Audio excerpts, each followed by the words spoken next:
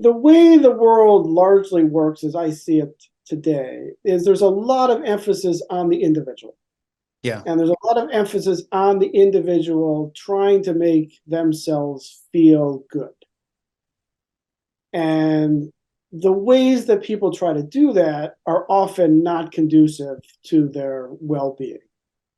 And they try to make themselves feel good by just being around people who that they like being around, or doing things that make them you know feel good. Like when you ask people about, there's this concept that's really kind of taken off called self-care, right? Mm.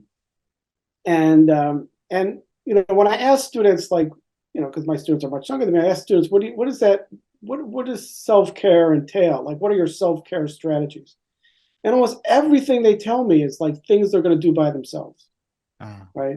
I'm going to take a bath. I'm going to take a nap. I'm going to, buy myself some, really nice shoes or something. And so they come up with all these activities which are very self-focused. And I think, like, well, maybe one way we can do better self-care is by being with other people Yeah. in richer ways. That really speaks to me. The other day on a Twitter thread that got a lot of comments, it was this theme of, self-reliance and the power of being independent.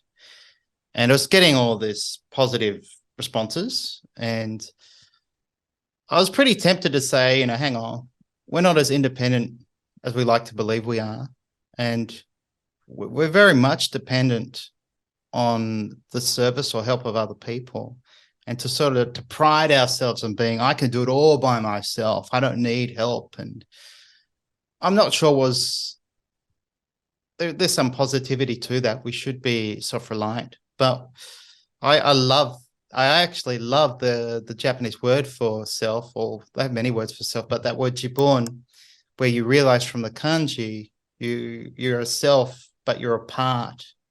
And you are a part of a community, or a neighborhood, a community, a country, the world.